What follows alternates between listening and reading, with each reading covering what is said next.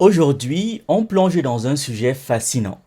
Comment les grands empires africains ont bâti, organisé et fait prospérer leurs économies pendant des siècles sans utiliser la monnaie occidentale.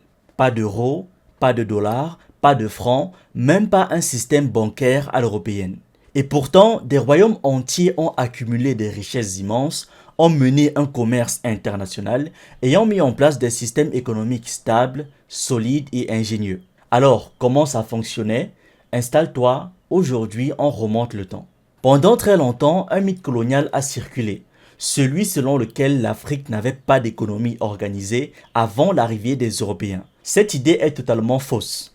En réalité, la majorité des empires africains avaient développé des systèmes économiques très sophistiqués, adaptés à leur environnement, à leurs besoins et à leur culture. Certains utilisaient des formes de monnaie locales, d'autres échangeaient selon des mécanismes collectifs. D'autres encore avaient créé des systèmes de crédit, de taxation et même de banques traditionnelles. L'Afrique n'a pas attendu l'Europe pour comprendre comment gérer les richesses. Quand on dit sans monnaie occidentale, beaucoup imaginent des gens qui échangeaient un mouton contre 3 paniers de mil. Ce n'est pas faux, mais c'est très limité comme explication. Dans les empires comme le Mali, le Songhai, le Ghana ou le Kanem-Bornou, le troc n'était pas juste un simple échange. C'était une institution organisée.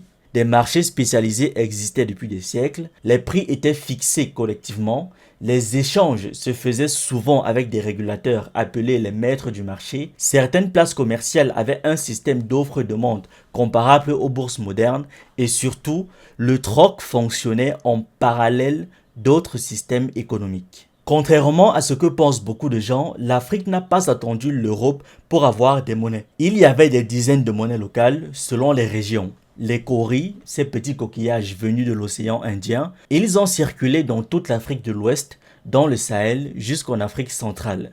Le sel, surtout dans l'empire du Mali. Certaines plaques de sel valaient littéralement leur poids en or. Les lingots de cuivre au Congo et dans les royaumes centraux. Le fer, utilisé comme monnaie et comme symbole de richesse. Les tissus tissés, comme le kente, utilisés pour les échanges de grande valeur. Les perles, chez les Maasai, les Yoruba ou les peuples Swahili. Aucun de ces objets n'était choisi au hasard. La monnaie africaine devait être durable, rare ou difficile à obtenir, acceptée par plusieurs communautés, parfois bénie ou ritualisée. Certaines monnaies étaient même stockées dans des lieux gardés, exactement comme nos réserves bancaires modernes.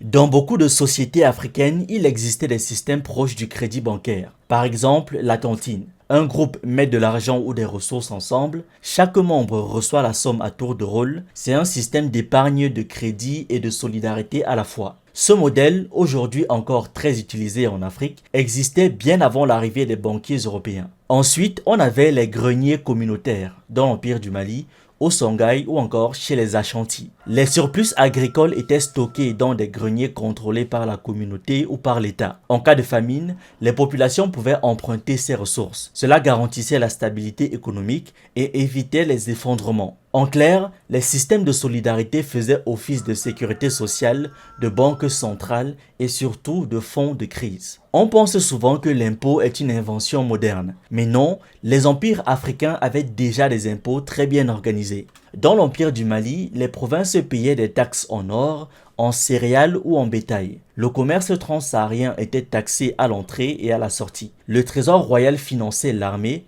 les routes, les caravanes et les villes. Chez les Swahili de la côte Est, les marchands arabes, perses et indiens payaient des droits de douane, les rois Swahili prélevaient une partie des marchandises importées. Chez les Ashanti, les chefs de clan payaient des redevances au roi, l'or récolté dans les mines était taxé à chaque étape de la production. L'impôt n'était pas que financier, il pouvait aussi être payé en travail, en récolte, en tissu ou en métaux. L'une des plus grandes idées reçues, c'est que les économies africaines étaient locales. En réalité, elles étaient connectées depuis des siècles. Le commerce transsaharien reliait le Mali, le Songhai, le Ghana, le Kanem-Bornou, à l'Afrique du Nord, au monde arabe, à la Méditerranée, à l'Europe. On échangeait de l'or, du sel, des esclaves, des tissus, des armes, des chevaux, des épices. Le commerce swahili, lui, s'étendait de Mogadiscio à Kilwa, et les Swahili commerçaient avec la Chine, l'Inde, Oman, la Perse. Ils exportaient l'ivoire, l'or, le bois précieux, les peaux, les perles. Ils importaient des porcelaines, des tissus, des armes, des dattes, des bijoux.